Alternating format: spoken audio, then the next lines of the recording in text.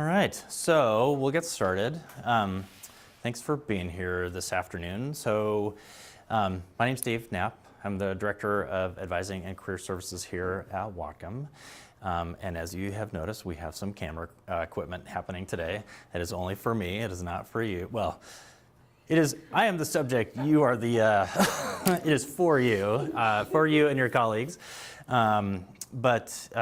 So this afternoon, we're going to be spending some time talking about kind of breaking down the direct transfer degree a little bit. And before I kind of launch into that whole spiel, if we could just take a minute to just do a quick round of introductions. So again, my name is Dave Knapp. I'm the Director for Advising Career Services, and I've been here at Whatcom for almost 10 years, and I've been the Director for about 2.5. So, and my colleague, Joseph. Sure.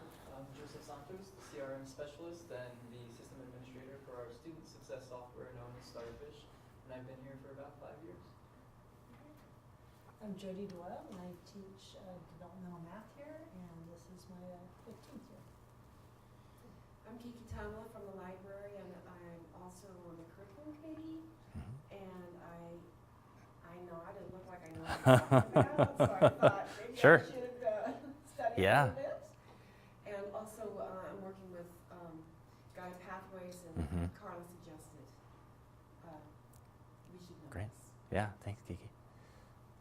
I'm Christy Karwoski. I'm also from the library, and this is my second quarter. You're welcome. Cool. Thanks for being here. I'm Setsuko Buckley. I'm teaching Japanese, history, and IDS, and this is my 26 years. Yeah, fantastic. But Thanks, I'm Setsuko. so Yeah. divided by half. No, that's I'm interested in this advising and especially in the requirements. sure. Great. Thank you. Yeah. So one of the things that I have learned in the last couple years as the director, and also especially as we as a college have started spending more time really doing the work around guided pathways and helping students kind of figure out where they should start and how they should start. One of the things that I have learned is that there's a lot of information for us to share with each other about understanding like our students' degree requirements and how the advising part of that works. And my hope for this afternoon is that this is a conversation. So please like stop me at any time if I can clarify anything, if you have any questions, anything like that. What I'm going to do for the sake of the recording, what I'm going to try to do is kind of repeat back like the questions or comments that you all make. So you may hear me do that from time to time just so we can kind of get that captured for other folks. Yeah. So why are we here? And so really our goal for this afternoon is to really work to develop or kind of keep working towards kind of a common understanding of the direct transfer degree. What is its purpose? What are the kind of the parameters or the rules that students and advisors and the college works within? Also a little bit about what in advising, what we do and don't do with students. How do we talk to them about picking out classes? How do we talk to them about planning for their degree and picking a major? And a little bit about how all of that kind of fits within guided pathways. I try really hard to not use like advising acronyms or nicknames for things, and if I do, please like give me the high sign or timeout and ask me to back it up so I can explain that, because I don't want to leave folks behind. So more specifically, just to set a little bit of context, I'm going to share with you kind of a number, so we have an idea of like how many students are we talking about, or just some context with that. I'm going to talk about what is the kind of the purpose of the direct transfer degree, what are the general requirements. I'm going to talk with you about how we have those advising conversations with students when they have a specific major in mind that they're interested in the university. Advisors, what are we up to? What are we telling students? What are we not telling students? And then I'm going to have you all kind of work in a small group to go through sort of an advising activity, kind of an advising exercise on your own. And then we'll wrap things up with giving kind of a quick demonstration on Starfish Degree Planner. Joseph will kind of show us some of that stuff. And we'll introduce you to Maisie Terrier, who is a test student in the system that you all should have access to. And then if you have any other kind of questions or anything like that. So that's kind of what I have in mind for us this afternoon. Sound all right? Okay. So just for a little bit of context, how many students are we talking about? Because today we're only talking about like the general transfer degree students. We're not talking necessarily about our Prof Tech program students or our science transfer students. We're going to talk generally about our transfer students. And as of 2 weeks ago, a little over 2 weeks ago, on April 29th, I was able to pull this information, and that is since the fall of 2017, this is how many degrees the college has awarded. So about 930 general transfer degrees, a little over 80 science transfer degrees, and then a little over 370 Prof Tech degrees. And I put this up here really to just to kind of give you give you a visual as to like the, I guess the proportion or the, kind of that proportion of our students, about how many of them are working on the general transfer degree. And if these numbers feel low, that's because these are only the students that we actually awarded a degree to, right? So for those students who started, took a few classes, and then went on to a university without finishing their transfer degree first, they're not necessarily captured in here.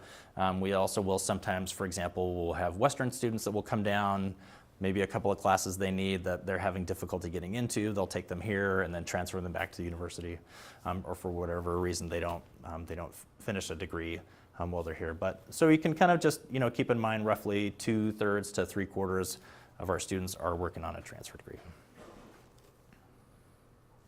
Okay, so the bluish sheet that Joseph just gave you, this is this exact same degree sheet when we're sitting down with a student to just talk through the general requirements, the requirements of the general transfer degree.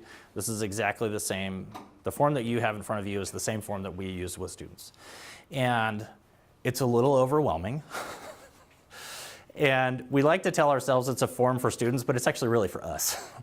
And it can be a little overwhelming. I sometimes tell people it reminds me of the first time that I went to a chicken wings restaurant, and where there were so many options on the menu, I was kind of paralyzed by what's called the paradox of choice. There were so many options, I kind of just shut down. And that's kind of the thing that some students will experience when they're looking at all of these like rules and boxes to check. And if you turn it over, like those are all of the, if you turn that form over, like those are most of the classes that they can choose from, right? And so part of this whole thing with breaking down the transfer degree and also with the guided pathways work is how do we make that access, that onboarding easier, not necessarily easier, but just more kind of digestible for students, or just students feel like they can actually do it, like it's not so overwhelming. So the purpose, the very, very general purpose of when a student finishes the transfer degree is the idea is they can then move on to any of the 6 public baccalaureate schools in Washington State. So UW, Western, Evergreen, Central, Eastern, Washington State. Some of the private universities will also accept it, like PL, Pacific Lutheran, some of the others will also accept it. So it's really to allow them to enter the university as a junior, and the university will say, okay, all general university requirements satisfied. And that's one of the many beautiful things about the transfer degree agreement that the community colleges have with those universities, is that when we show back to those 900-ish students with the transfer degree, as soon as those universities see that on their transcript, they're like, okay, we are obligated to accept the entire transcript. So they actually cannot go through the student's transcript and pick it apart and say, well, we'll take these 2, but we don't want that art history, or we don't want that particular science class. Like, they're actually obligated to accept the entire thing. Now, of course, there's other admissions requirements that they have to meet, but everything else, working as the student hopes, that's the idea. They enter as a junior, and all of their general requirements are satisfied. The very general requirements, which you've heard these many times on curriculum, but there's lots of things that we hear many times on curriculum committee. So the general requirements for the degree, they have to have at least 90 college level credits, right? So credits from courses numbered 100 or higher. That's not negotiable. They have to have a grade point average of a 2 or better, right? This third item, so this is a local requirement. It's not necessarily a statewide requirement, but when we grant a transfer degree, the general transfer degree to a student, they've had a writing intensive class, a diversity studies class, and by that we mean cultural diversity topics within the United States. A global studies class, which is diversity studies outside of the United States, and then environmental sustainability class. The transfer degree, and these only apply to the general transfer degree. Science transfer, professional technical programs don't have these requirements. Okay. By statewide kind of regulation, there's a limit to 3 PE activity credits, right? So if they take like a soccer skills class or they take the yoga class, once they hit 3 credits, we stop counting. And lastly, for us to grant them the degree, they have to earn at least 15 credits here at Whatcom, right? So about 3 classes or so. So now, back to the blue form that I gave you on not the back side with all the classes, the overwhelming menu of classes, but that front side where you see a lot of blank boxes. So now I'm going to kind of work through the conversation that we would have with a student when we're giving them kind of the general description of the degree. So on that sheet that you have, I'm going to start in the upper left, kind of work my way down that column and then to the next column. So that first section, the core classes, so that includes 2 English composition classes. And I'm going to talk in terms of classes, not necessarily credit count. I find that when advisors talk with students in terms of classes, it kind of makes more sense to them. So, because if I say, well, you got to earn 90 credits, like, well, what's a credit? Like, what does that even mean? Well, it depends if it's a lecture class or a lab class. So I'm going to talk in terms of classes because this is how we would talk to students. So they need at least 2 composition classes, and then 1 oral communication studies class, public speaking, small group communication, intro to comm studies. And then the last item in that core is at least 1 college level math class. And the reason I put that in like little quotes is because if you actually, so there are a few math classes they can take. There's also a philosophy logic class that they can take. So they have some options in kind of how they satisfy that. So that's kind of the heart. You can also think of those as like the most common classes regardless of college or university. These are kind of the things you would see most often. Please, yeah, jump in, Kiki. Yeah. So the English 101, that's a 5-credit course. Is that a 5-credit course? Yes. Okay. And then the second English comp course, is there anything lower than a 5-credit course in the comp? Yes. So your options for a second composition class are advanced composition, which is 5, writing about literature, which is 5, and technical writing, which you can take as a 5 or a 3-credit version. Okay, and then your communication studies, are there 3 credit courses in that? The Comm Studies department has phased most of those out. So those are 5 credit So courses? those are, I believe, now only 5 credits. Oh, okay. Yeah. So if you take, any way you slice or dice that, you're going to take at least 13 credits. Yes, you're going to take at least 13 credits. Yep. Yeah, thank you.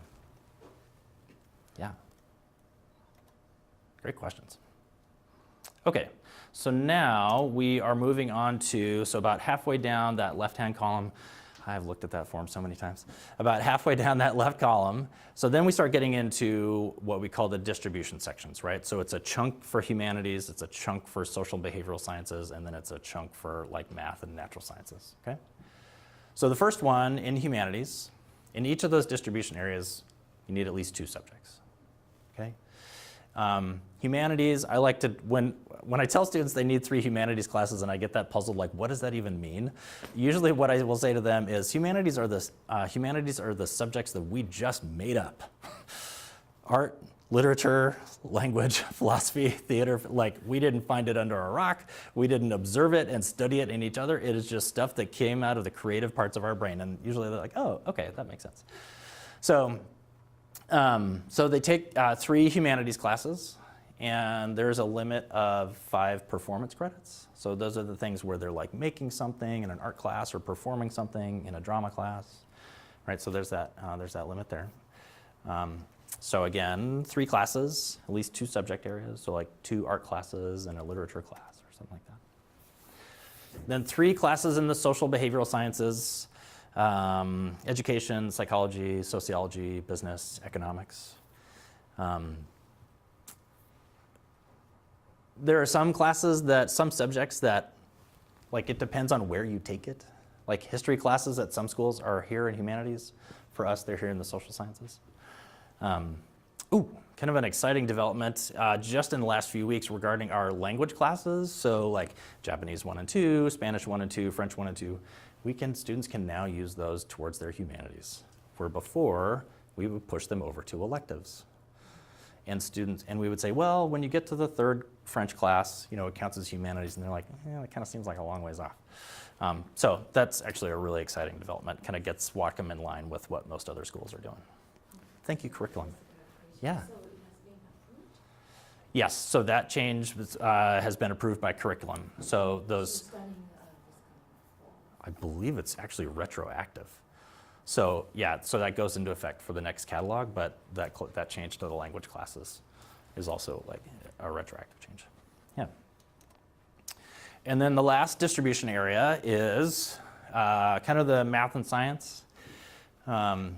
They need to have 2 natural science classes, biology, chemistry, oceanography, geology, and one of those needs to include lab work. They can take another math class, but they don't necessarily have to. Yeah, it's a lot of details. Yeah, Kiki. Okay, so Did you have something? electives is a distribution. Is that correct? Electives, so No, the, I'm wrong. Yep, nope, that's okay. Electives is an elective. Correct. And I actually really appreciate you bringing that up, because this is a conversation that I don't know if struggle is the right word, but this is a conversation that we often navigate with students, especially the students that are right out of high school. When we say electives and when they hear electives, we're kind of talking about, at least in their minds, 2 different things. When I say electives, I'm talking about, like, let's say, well, in a little bit we're going to talk about what it means to go on to be a psychology major. So what I'm talking about is, for example, when you've taken 2 psychology classes and we know you need to take more, the rest of those we will use towards their elective requirements. There are also some classes like accounting that we only use as electives. When I say electives to my high school senior, in her mind it's like the easy stuff that doesn't matter. And I know that's also not true, but like I would never say that to a high school instructor, because like that's their discipline, that's their joy, they love to teach that stuff. And I also find that sometimes that's the mindset for students. Like they'll come in and say, for whatever reason, they'll say like, I need an easy class, like what electives do you offer? It's like, that's not really how this works. They're all rigorous college level classes. So moving on to electives, they need about 3 to 6 classes, 12 to 30 credits kind of going into that electives. And that's where it starts to get a little bit more flexible with the classes that they can take.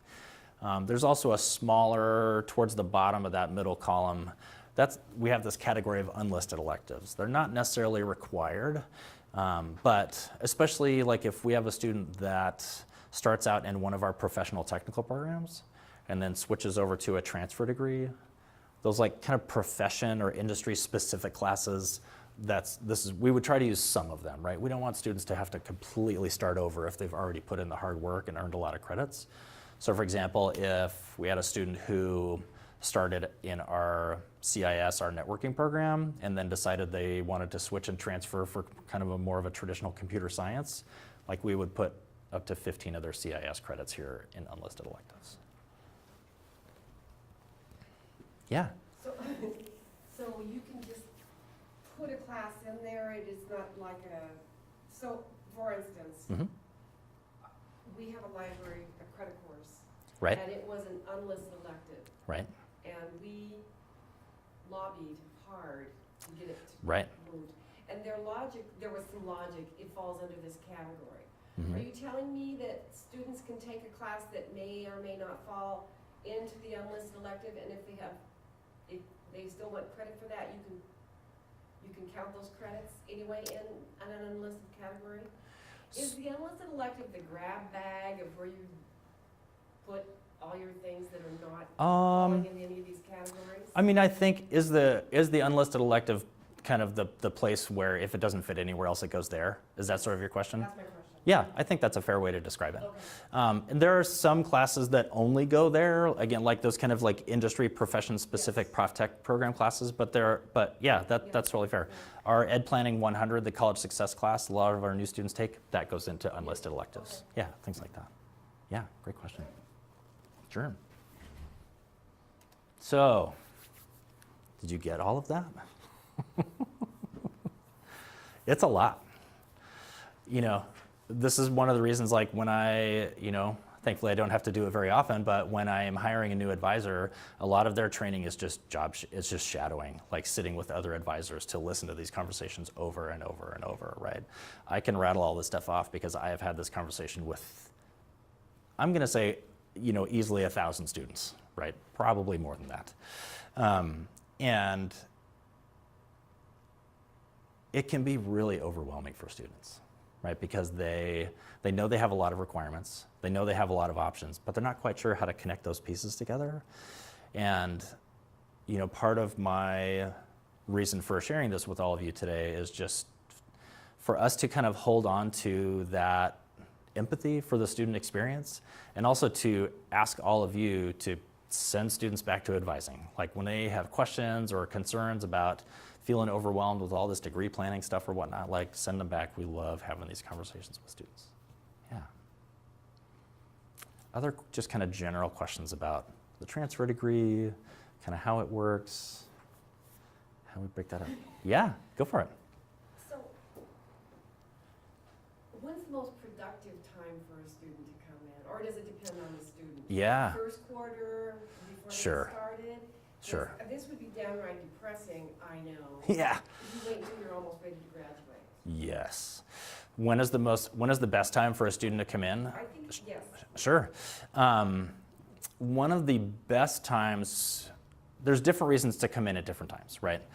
A great time for a new student to come in is once they have an idea of where they should be starting with English and math.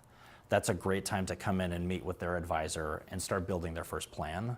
So the degree planner that Joseph is going to show you all in a little while takes all of these general requirements that I just showed you, compares that against like their test scores, the classes they've taken, what they want to major in eventually, and it just maps all of that out for them. It's super helpful. It's really, really helpful.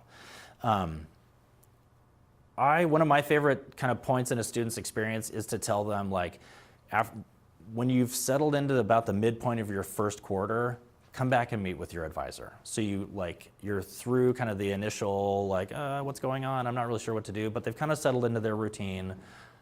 They've had enough experiences to start formulating some questions, and they can have a really great planning conversation with their advisor. So we talked about so that was kind of how the general requirements work for the general transfer degree. There's not a lot of variation between the community colleges as far as those general requirements. And again, keep in mind the transfer degree is really to get them junior standing, get all those GURs satisfied. So the next part of our advising conversation with students with transfer advising is, okay, I'm talking to my student. I can confirm the student has an idea of what the general requirements are. Now, when the student says, I think I know what I want to major in, great. That's kind of leveling up. And so then advisor sits down with the student and says, okay, you're telling me that you want to major in psychology at Western. Here are the classes that we know the psych department wants you to take while you're here at Whatcom, and where we plug those into your transfer degree to also use them to meet your transfer degree requirements, right? I'll show you. And before I get to that, the reason I have requirements up here in quotes is, I'm going to jump back to one of my first slides.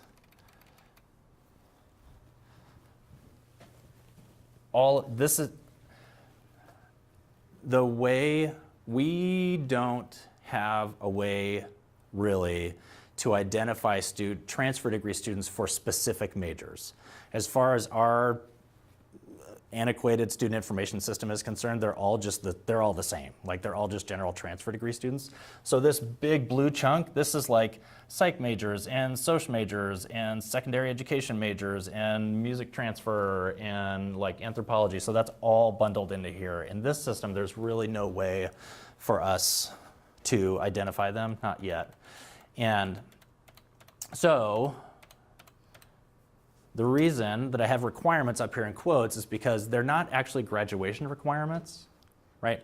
So when we get to the psych transfer stuff here in a minute, those are not classes that they have to take to graduate from Whatcom, but we do know it's in their best interest as a psychology transfer student to take them now, right? Because the way I often describe it to students is when you're going to the university, you're trying to get through two doorways. First, you're trying to get through the large doorway that is the university, right? And your transcript should show that you're actually interested in what you say you're interested in. If I say I want to transfer for business and I've never taken a single accounting or economics class, the university is going to look at my transcript and say, how do we know? Like, we are not confident that if we admit you, you're actually going to major in business or be successful as a business major, right? And the second doorway is entering the actual major that they want to get into, right? So that's kind of the specific classes we're going to get to here in just a second. This is actually a really fun advising conversation to have with students. So we get to talk about, like, what do these different classes mean? How do they fit into, you know, the students' long-term plans for what they want to major in at the university? And then say, like, oh, we can take this class, we'll plug it in over here. We'll take this other class, we'll plug it in over there. So we're kind of satisfying all those requirements at the same time. I have a favor to ask all of you, and that is, whenever you hear a student say, oh, my plan is just to get my AA and then I'm going to go to university and figure it out there, it doesn't work that way. Like, it just doesn't. So, I mean, this is sort of a plan, so that's yay, but like, that's great. Ask them to come see their advisor and to sort that stuff out. And there's a wide variety of reasons why this is not a great strategy for students. One, like I was saying before, that means their transcript, and even if they're doing really well academically, their transcript may have no evidence that that's actually what they want to do. So the university is like, I don't think I want to take a risk on this student.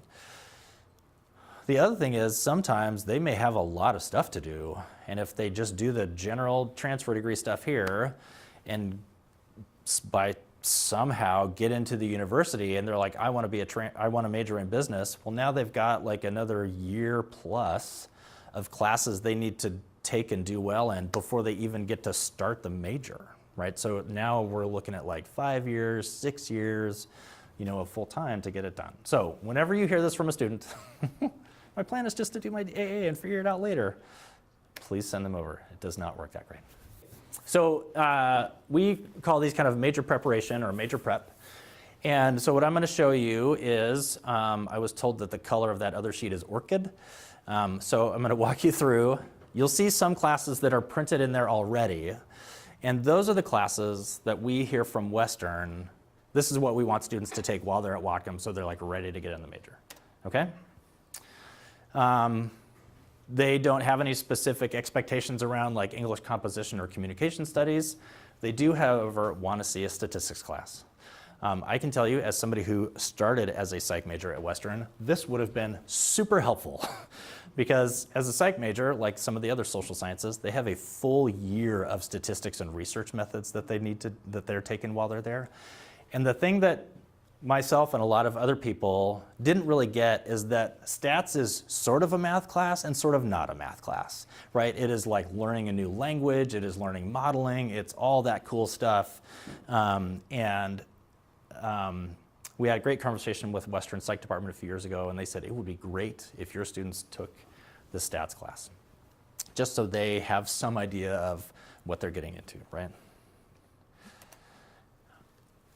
So that next chunk of classes in the humanities distribution, they don't really have any strong preferences or anything one way or another. As you would expect, when it comes to the social sciences, they want to see a handful of psychology classes. Specifically, they want to see our general psych class, which is an introduction, kind of a survey class. And then the next part is, for our psych transfer students, Western Psych Department wants to see 3 out of these 4. So lifespan psychology is, how do we as humans develop, or how does our individual behavior develop over time from birth to middle age to through death and dying, right? They also want to see social psychology. How do we as individuals behave in relation to each other in social settings, and how does my individual behavior impact all of you? Abnormal psych is all of the kind of like mental health diagnosis, various axes of schizophrenia to learning disorders to chemical dependency, all of that, kind of the clinical diagnosis stuff. And then cognitive psych gets more into kind of like the neurology, the brain science of psychology. So the conversation we have with students is, okay, so you take this, that's one social science class. And then from these 4, you pick 3.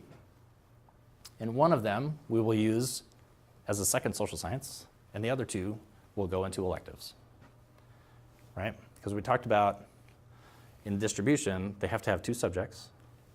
So we can use up to 2 of those classes, and then like I was saying, the rest, we just move over to electives.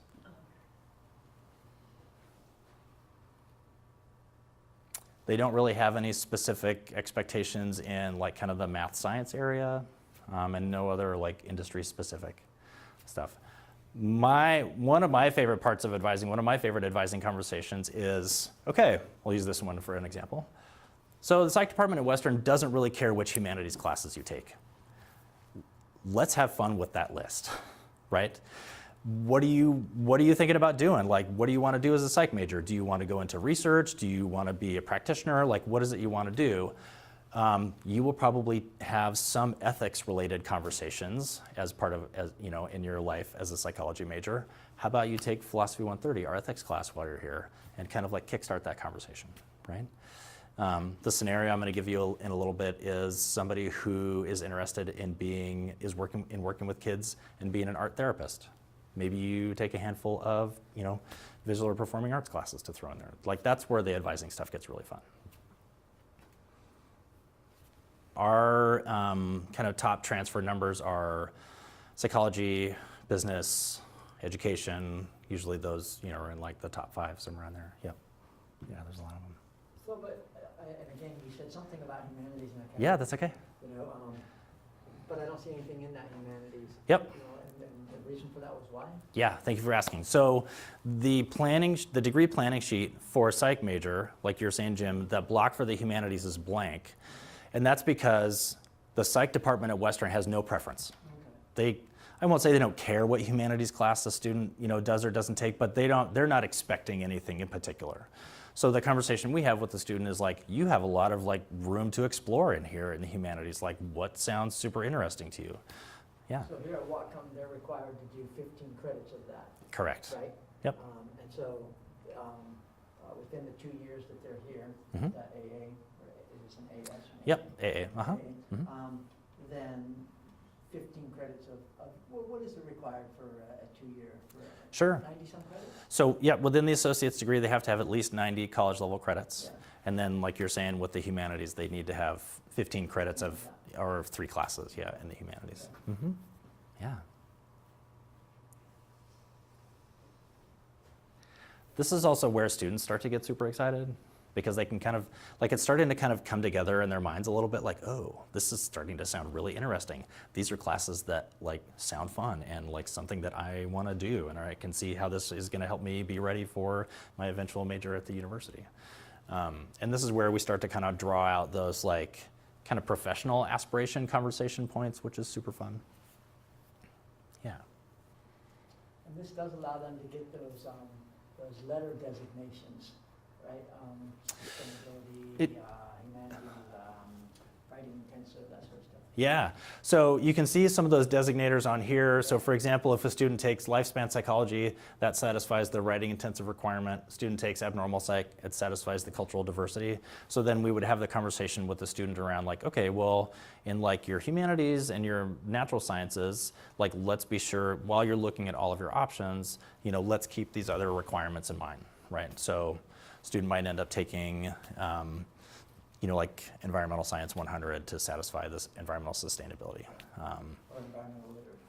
Sure, yep, exactly. No, you're totally right. That's a great example. Yeah, environmental lit, it's a humanities, and it satisfies the sustainability requirement. And I really love introducing those little gem classes to students. They're like, what, that's a thing?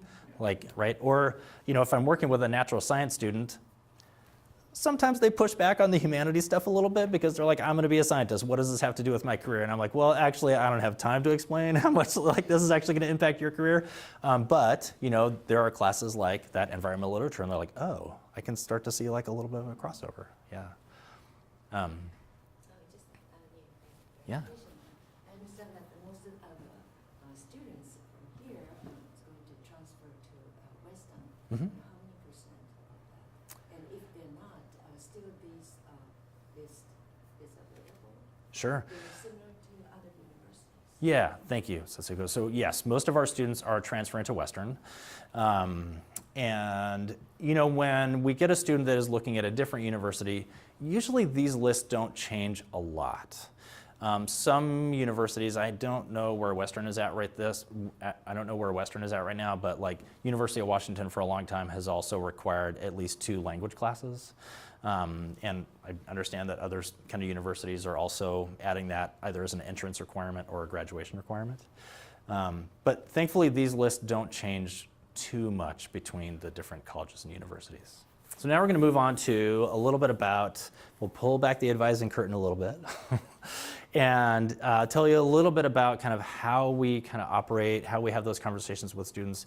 And I love hearing back from faculty about like, what are you hearing from students, like, or what are your understandings about what advising does or doesn't do?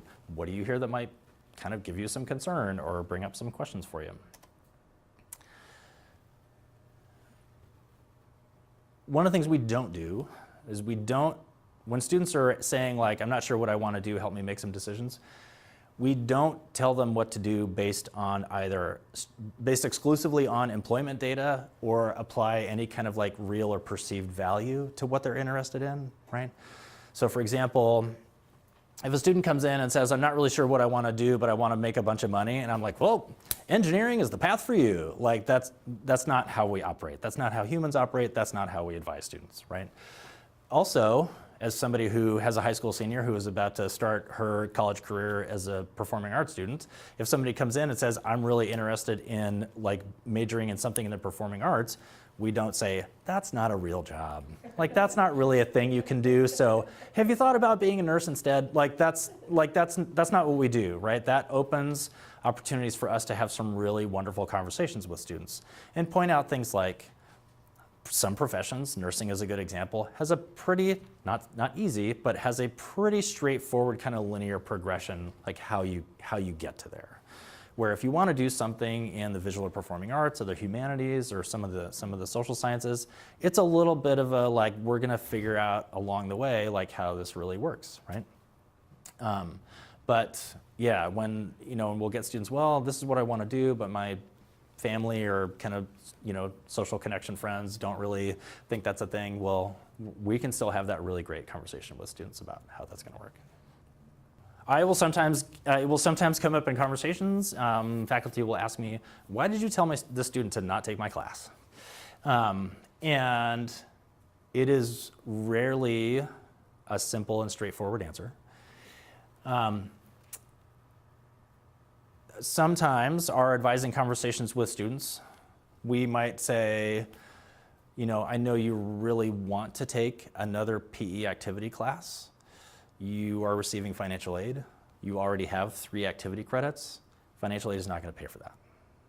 And we also cannot use those credits towards your transfer degree.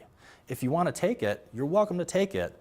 You're going to have to pay for it out of pocket, and it's not going to get you any closer to graduating. It's up to you, right? That's usually kind of how those conversations come up, or just more generally like, well, you are telling me that this is what you want to major in now. You've got a bunch of college level credits. Hi, come on in. And, if you're saying you want to major in anthropology, that's great. You need to stop taking art history classes. I know you think that's really interesting. So either you need to redirect to anthropology, or we need to figure out how to work in the art history stuff and maybe kind of change your mind a little bit. What do you think? I'm kind of. You believe me? I'm curious to that idea. I mean, I didn't really realize that. So if students have finished up what financial aid is going to pay for, Mm-hmm. financial aid does not allow for any further exploration. It's possible. Yeah? Yeah, it's possible. Another situation might be if a student has been here long enough and has like 110, 120 credits, and they've done absolutely everything, but they've been putting off math for a really long time. It's like, okay, like you don't need another humanities class, you don't need another listed elective, you have to take math, and math is the only thing you need, and you are a financial aid student, so that's what it will pay for. Like, I totally get, like, I also would love to take oceanography, but I'm sorry, student, like, you don't need more science credits. You need to just work on math. So let's talk about how that's going to work for you, right? Are any of you hearing differently from students about, like, my advisor told me not to take this class or told me to take something else? Okay. I would say it's almost always it is very often related to funding, and then also just like how long they've been here. Like, okay, like it's time to graduate. You need to move on. I mean, it hasn't been that long, but a few years ago, Western made a change where, once you get to, I think, like the second quarter of your junior year, if you haven't picked a major, they don't let you take classes anymore. Like, you have to make a decision. Like, those days of college being really affordable and us as students having the luxury of just kind of like wandering around until we find our thing, those days are kind of gone, right? I think that's what a lot of us are up against. Yeah. Right? Because we experienced that, right? For sure. Like that was really a good thing to experience, right? Yep. And that's something that we feel like a place like this ought to offer. Absolutely. Right? But I think what I'm hearing is that the reality of the situation is given the cost, given the interest in moving people through in an efficient and cost-effective way, Right. That's not necessarily what a place like this represents anymore. I think students can still have that really wonderful exploration experience. It's just not the same exploration experience that some of us had in the past, right? When my dad was at the University of Nebraska, a full load for a semester cost him $65. Now, that was in the early 1950s, but and in advising, we also want students to have that kind of the exploration, those opportunities to either intentionally get into a class that they're super excited about, or, I had a wonderful Chinese culture and history class that I took almost totally on accident when I was an undergrad, and I absolutely loved it. And we want students to have those experiences too. And we as advisors need to have those, and also kind of explain here's kind of the boundary that you're working inside, right? So how do we get you to those exploration opportunities? We don't want to lock them down and say, you will take these classes and only these classes from beginning to end and you're done. That's not how we work either. So whatever we can do to help them get into those places where they can explore is great. Yeah. Does that make sense? I assume that's probably what most of them are geared towards, Yeah. right? I mean, would be my guess. Yeah. But Yeah. Sure, yeah. My question is how much time students have to sit down and chat with the advisor Yeah. for, they both way know that actually what are they up to, Right. Because sometimes Yep. students come in, they have no idea what they're doing, Yeah. right? So kind of how easy is it for them to meet with their advisor and access How them? long and how much time that they actually Sure. have someone to guide them. Sure. So we don't necessarily have any kind of limits on that other than just when advisors are available. One of the things that I have been really happy, a change that I have been very happy with in the time that I have been here at Whatcom is we have a lot more capacity to meet with students now than we used to. For those of you that have been here for more than 5 or 6 years, Nancy Mullane used to be our one and only transfer advisor, and she was half-time, right? And she did everything she could to stay on top of the different transfer requirements and all that stuff. But now we have several full-time advisors, and a lot of that has really expanded. And we are now assigning an advisor to every student. And we're on track to have every general population student. We're on track to have everybody have an advisor assigned to them by the beginning of this fall quarter. Right? Yes, applause. That's huge. Whatcom has never done that, ever, right? The national average for students to advisor for community colleges is about 450 students to one advisor. And yeah, which is still not great. And I think like once we have every student assigned, I think we're going to be around there somewhere. Like we'll try to balance some things out so students can come in. But we do everything we can to get students to come in, and we can get a lot done with them in a half an hour or an hour, like have some really great, what we prefer to do is meet with them soon, help them understand how things work, how they register, how they pick out classes, build a degree plan, and then we want them to need us less and less, like as they get closer to graduation, so they can work more independently, be ready for their university experience. Yeah. Does that sort of answer your question a little bit? Okay, great. So why might we tell a student to take a class? So it's like for the major preparation courses that we were talking about, it's like, okay, I know you really think accounting is great. You said you want to be an art major. So how about let's set the accounting stuff aside and get you focused on your art classes, right? We also will, invite students to think about taking like the introduction classes or the survey classes to kind of, get to know those things a little bit. Humanities 101 is a fantastic example. So if you don't know the class, it's a 6-credit humanities class. It's an interdisciplinary class.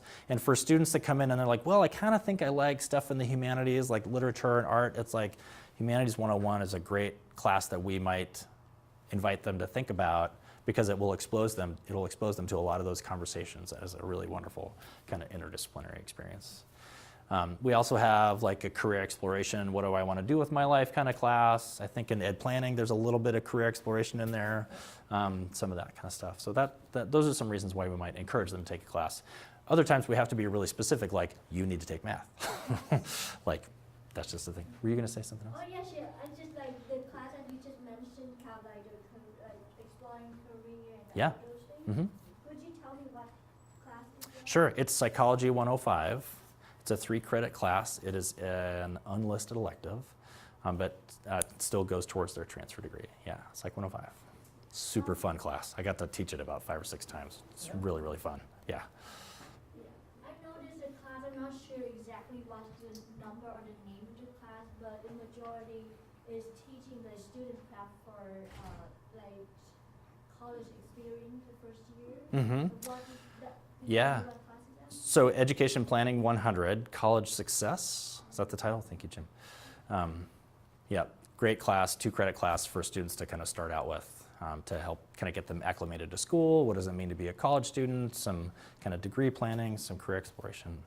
Really great class. Yeah. Can I have a follow-up question for that? Yeah, go ahead. Sorry. No, that's okay. No, what's your other It's a question? great workshop and- That's great. So, how often our advisor will advise students to take this class, the college experience? Sure. Yeah, so we especially try to encourage students if they've never taken college classes before, if they are the first person in their family to be a college student, if they place into developmental English and math, any of those kinds of things. So we'll definitely recommend it to those students as kind of a way to get started. Yeah. So would financially pay for this class? Mm-hmm. Yep, it's an unlisted elective, 2 credits, and financially we'll pay for it. But Whatcom is moving towards requiring all incoming students to take ed planning. We're talking about a few different options for maybe some different kind of requirements as students get started, whether it's taking ed planning, new student orientation, academic advising, so yeah. The last thing I'll say about kind of what we're up to in advising is one of the kind of more common advising mantras is advisors advise, students decide. So we don't decide for them. Our practice is to say, here are your options, here are your requirements, here's some like risk and benefit stuff to consider. What do you want to do? Sometimes students will say, my advisor told me I have to take this and that kind of stuff. And sometimes it might be a little bit true. I mean, I hate to keep picking on math, but like so that's usually where it comes up in our conversations with students. But I also really hope that more of the campus understands that like our role as advisors is not to dictate to students exactly what they will and won't take. It's to help them make an informed decision, right?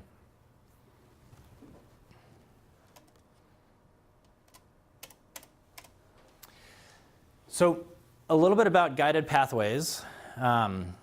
One of the great things about guided pathways that we're doing here on campus is it helps kind of, it eases the entry experience for students who, maybe like many of us, who had some idea of what they wanted to study, some idea of what they wanted to major in, but were not totally certain, right? So I'm not talking about students who show up and say, I want to be a registered nurse. I'm also not talking about students who show up. I was at a conference a while ago and somebody described these students as profoundly undecided. So it's not the students who are like, I have no idea what I want to do. We've done some great work in the last couple years, partnering with faculty and advising and different folks on campus to start grouping some of those subject areas and some of those disciplines and naming them, kind of using a naming convention that helps students say, that makes sense to me, right? So for example, a student might come in and say, well, I'm kind of interested in business or finance or accounting or economics or marketing or something in that world, right? So we'll be able to talk to them about these areas of study, like the business area of study, and it gives them a few introductory classes so they start to get an idea of like, what does this actually mean, right? I might take an intro to accounting, I might take an intro to business, maybe a business law, maybe a marketing class, so they can start to kind of get an idea of what that means. And we're making good progress. We're kind of finalizing what the recommended courses are for these right now. So you should be hearing kind of more and more about that as we kind of start, the next academic year. But that's really exciting. A lot of schools have found a lot of success with that. And again, the idea is not to get students commit to a specific plan right away and then limit them and hold them to that plan. I sometimes, in my mind, it's sort of like bumper bowling. It's like, it's not trying to restrict you, but it's just trying to kind of keep you in the lanes enough so you can have some success and kind of get a better idea of what you're doing. And then once they make decisions, then it's like, great, let's figure out how to do a double major with, how you do like a secondary education, which is essentially a double major in how to be a middle school, high school teacher and whatever your subject matter is. Like, how do we put those pieces together? So what I'm going to ask you to do, I'm going to ask you to do some small group work. And I don't know, however you want to organize yourselves, if you want to do like 2 groups of 3, or if you want to just to get together in like one super group. But I'm going to ask you to take a minute to move around, kind of get into a small group. You all are going to work as an advising team to recommend classes for a student in this situation. So the student scenario is the student wants to major in psychology. This is what we know. Student wants to major in psychology. And the student intends to work independently as an art therapist, specifically working with kids. For the sake of this activity, you can assume the student has placed into English 101 and Math 99 for their first quarter. So what I'd like you to do, and we won't take a lot of time, I think we'll take maybe 5 to 10 minutes. So what I'd like you to do is start talking about like what are the classes that the student needs to take, right? In like the humanities and the sciences, like what are classes that you might recommend to the student knowing this about them, right? And what am I missing? As you're going through, watch for the classes that have the writing diversity global sustainability designator. Each table you should have a current catalog, and basically towards the end, between pages 218 and 224, you can find kind of groupings of classes like here are all the humanities classes, here are all the diversity classes, like that kind of stuff. Okay, so we're not going to necessarily fill in every single box, but just as a group, have a conversation like, this is what we know about the student, what classes or even subjects come to mind that, as an advisor, you might invite the student to think about, and then where on that degree planning sheet would that class go? All right, so we'll wrap up your advising session. Sometimes it actually gets pretty fun checking off the boxes and all that kind of stuff, seeing where things go. So. I'm sorry, I'm really excited. Yeah, actually, would you say more about that, Kiki? Like, what is it? It can be pretty anxiety-inducing. What do you think? I think I need somebody who doesn't get overwhelmed and has Yeah. been through it before and Yeah. can see the forest through the trees. Yeah. But, just me as a student wading in, and there's so many options. I'm not sure, Right. I'm kind of a thorough person and I want to Yep. do the right thing, and I don't know enough. I don't know enough about the classes. Yep. I just don't have the expertise to do it. You don't want to pick the wrong thing. It's a lot of Like you money, don't. It's a lot of time. money. It's a lot of It's a lot of time. money. Yeah, absolutely. And steering them towards what your preferences Sh- are, right? I mean, it's that whole idea, No, you're absolutely right. Yeah. Like all of a sudden, I'm shaping this Yeah. person's. Totally. You should think about majoring in human services. That was my major. I am great. It is great. Go for it. But I like science. Yeah, it doesn't matter. Halfway through the course, the Right? student's going, "God damn it." I know. Yeah, no, you're absolutely right. Yeah, for sure. What else? Before we kind of get to the classes that you picked out, like what else did you kind of notice about kind of how the conversation was going or about like what you were experiencing as you were putting the pieces together? Well, with the student's perspective, like if I'm going to fill this out, I would like to study this overnight. I spend like probably a few hours to see Yeah. what it's about, Right. right? In order to able to check in the box and pick which, Yep. right? 'Cause I Yeah, it's a remember lot. I did it myself back then, and before I come to talk to advisor. So now, Right. how can we encourage our student actually look at this before come to talk with the advisor? Yep. And that is exactly what Joseph is going to start to talk about here in a minute, because essentially, Starfish Degree Planner is a digital version of what you were just walking through, right? And thankfully, it does a lot of the, I'll put in quotes, thinking kind of for us. Not that it dictates, like, these are the classes you will take, absolutely, but, some of those things that, like, why would I expect a student to learn and remember and apply that information to having a 3-credit PE activity limit, right? Like, they have more important things to navigate, and to learn, while they're in your classes and while they're experiencing the college campus. So Starfish kind of does put some of those kind of limitations in there, right? So if they pick out 3 science classes and none of them are lab classes, it will just keep saying, you need a lab science, you need a lab science. And so it helps kind of take out some of those, the logic and all that stuff behind it, yeah. So what classes did you tell the student to take? Advise the student to take. Yeah, so what came up? I think on the distribution. Sure. I think we're with the humanities, right? Like the Art 123, which I don't remember. Art what 123, exactly. okay. Which art class was that? It was watercolor. Right? Okay, cool. I think working with watercolors. Yeah, watercolor, cool. Then Drama 140. Yep. Kind of taking a look at working with children's theater. Yep, children's theater could be great. And then I thought that the dance 121 Sure. could be good. Yeah. Because once again, just sort of fluidity, fun. Yeah. Learn a little bit how dances around the world. Play therapy and therapy through movement is also a perfectly legitimate thing. So maybe the student is interested in kind of taking on a few different strategies for working with the kids that he or she's going to be supporting. Yeah. What else? We added another psych 210 because it was child development. And Yep. So they would have Nice. another elective, but that's something. That's okay. That's perfect. And we thought of Child development. nutrition for a possible math science class that would be. For good sure. kids. Yep, absolutely. Yeah. Okay. How about this group? What classes did you recommend for your student? Art 155 in electives. Okay. Was art with children. Yeah. So, yeah. Yep, for sure. That's a perfect class. Yeah. What else? Humanity 101. Mhm. So this is a general course. Yep, Humanities 101, great intro, kind of a general class. Yeah.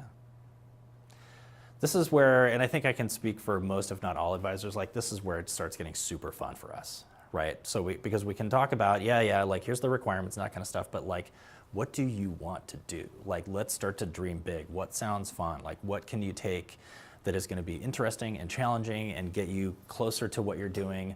What are some classes you could take where you could kind of explore and maybe learn some content and some subject matters that you haven't been introduced to before, like any of that kind of stuff. Did you talk about anything related to business, since the person's probably going to be a small business owner? Yeah, we do have business 101. Sure. Yeah, or even like a bookkeeping class. You know, knowing that the student is probably not going to be their own bookkeeper, but it's helpful as somebody who used to be a small business owner to at least understand how bookkeeping works and know that that is not something I should be doing. I need to go hire a professional to do that for me. Or or just enough to know that, wow, I shouldn't do that. That's fine. That's great. Those credits work too. Yeah. All right. You ready, Joseph? Yes, sir. Okay. So like I was saying, I'm going to ask Joseph to kind of take over here and just give you kind of like a quick introduction to how Starfish Degree Planner works. I think we're creeping up on 2,000 current students with degree plans, somewhere around there. Yeah, so whenever we roll around spring quarter is when we have the most students with degree plans, just because students start in the fall and progress through spring. And so generally we've been at the beginning of when I started and us rolling it out, we started around 43% in spring quarter. We've been creeping up on around 50% of students with degree plans in Starfish as spring quarter rolls around. So yeah, half of all students. So this is our test student, Maisie Terrier. It is our registrar's dog, who he so graciously provided us with. And so if we head on over to the degree planner section of Maisie's student folder, which as Dave mentioned earlier, you should all have access to in Starfish, we can pull up their psychology degree plan. And so as Dave was kind of saying, we see that the student has English 101 right now, and then Math 99 in their first quarter here in the fall. Then we've also added Psych 105, I figured, just because that was kind of a course we were talking about for students to kind of get ready. The Math 99 is just currently saying missing course requisites because I couldn't finagle it to not say that quick enough. But so this will probably, yeah, so that's just our Math 88 stuff. So as Dave was saying, what's nice is that Starfish does a little bit of the thinking, but not all of it for us. So in this case, you'll see a little outline box here, and it says English composition. And so this gives us the chance to select from the very specific group of courses without having to turn that sheet over and then have a panic attack every time you turn that sheet over. And so this is really great, being able to just kind of add some of these courses in here for the student. And then progressing through. And so even with those courses like humanities courses, that the list is going to be a lot more comprehensive. It'll either allow us to pull up the whole list, or if you know specifically, or if the student knows specifically which one they would like, we can browse by department. So maybe the student's interested in a philosophy course. I know I very much enjoy having an existential crisis in my second quarter. So as Dave was mentioning, with psychology, perhaps Intro to Ethics is a good course. And then we could go ahead and add that into their winter quarter here. Now, if for some reason you're meeting with the student, talking with the student, and they say, you know what, actually, philosophy in my second quarter seems a bit heavy. I don't know if I'm ready for that. What's really nice about Starfish is we can say, okay, let's go and just throw it in a spring quarter here.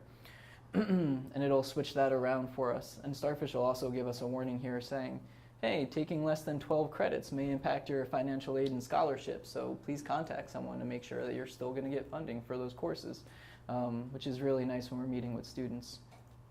And then if we head over to the requirements view, which I think is kind of the holy grail for us as far as the degree planner goes, it really kind of allows us to see a line-by-line item view of how courses are being applied to a student's degree plan, and if courses might be missing from a student's degree plan.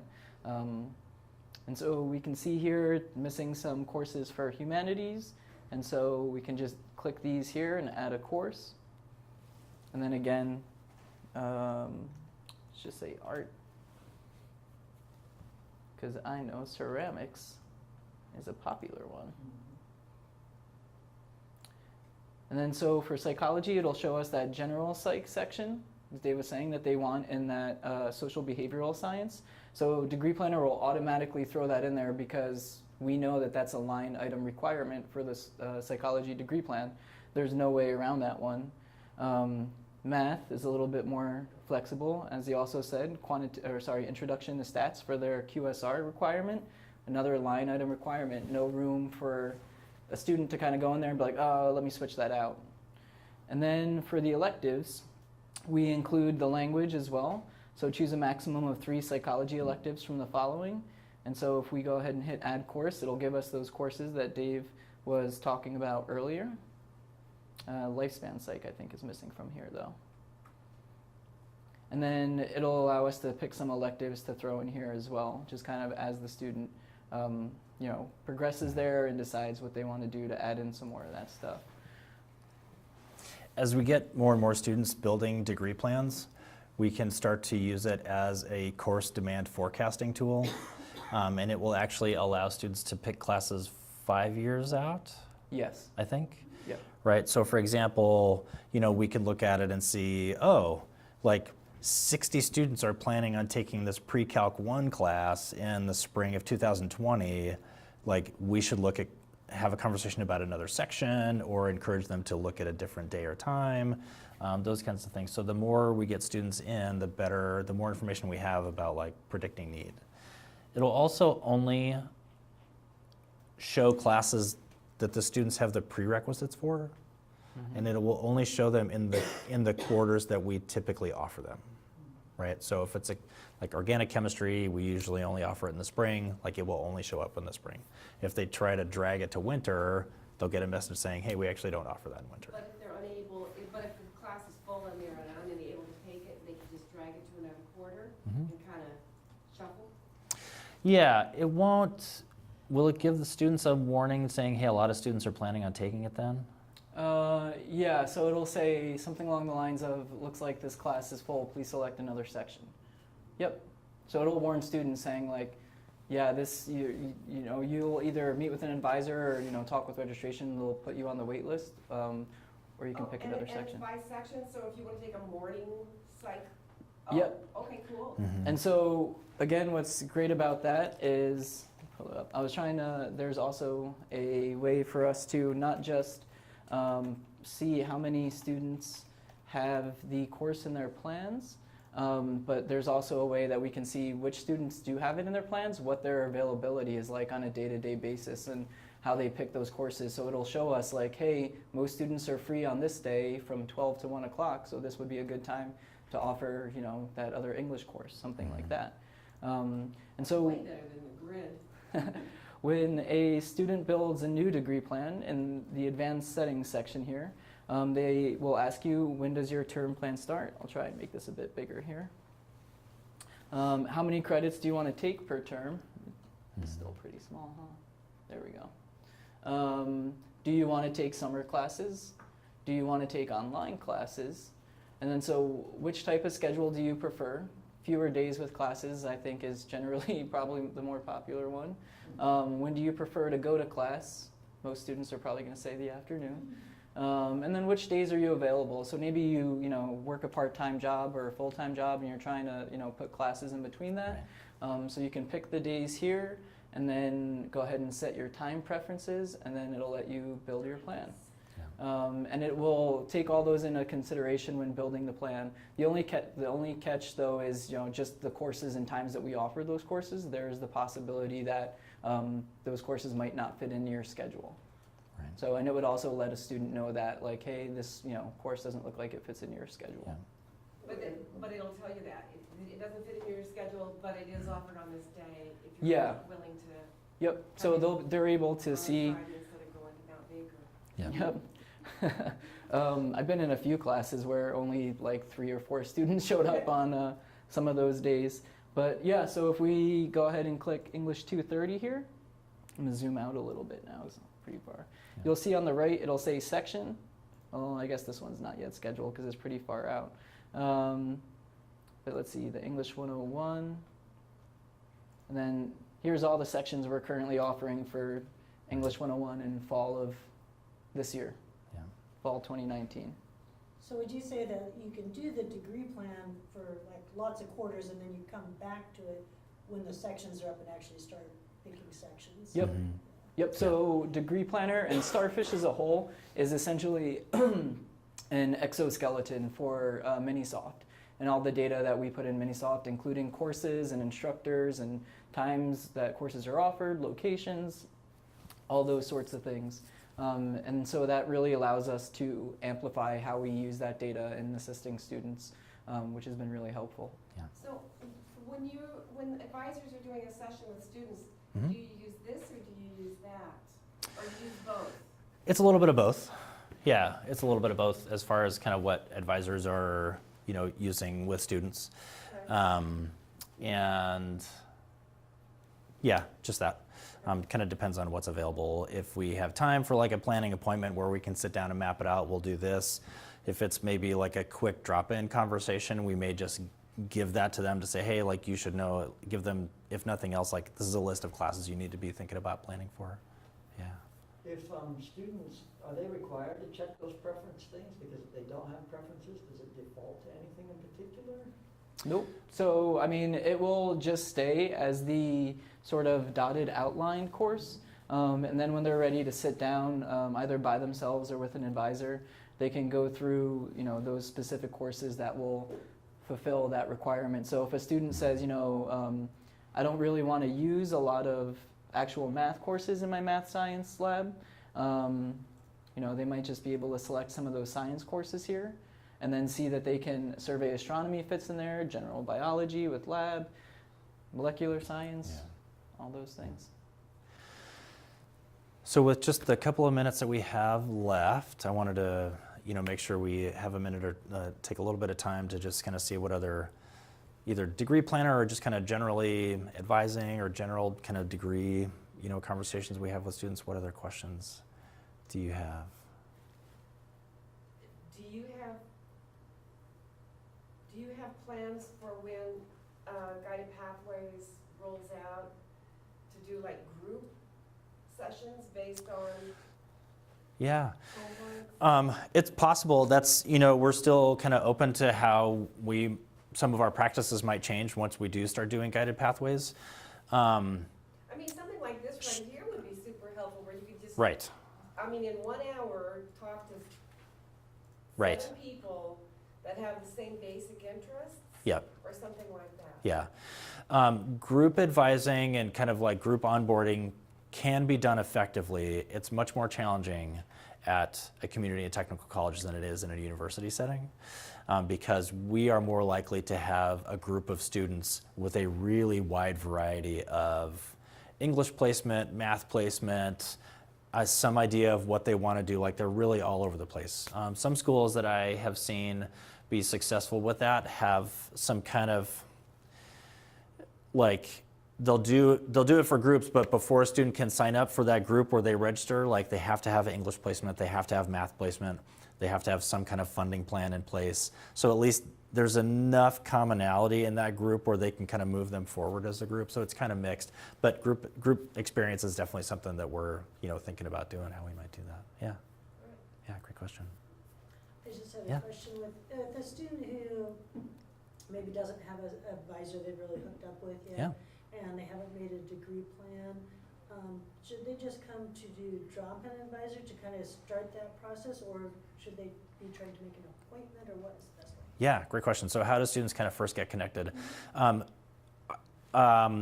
Contacting advising, whether calling us or stopping by to schedule an appointment is really kind of the best practice to get them started.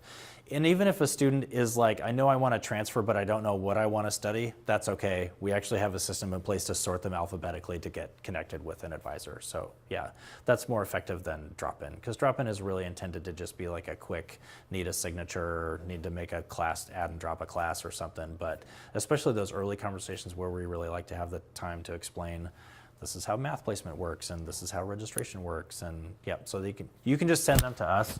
We will sort it out at the front desk. So I usually do that, and is it true it's like kind of not during the advising time, trying to get them there before people are actually choosing classes? Yep.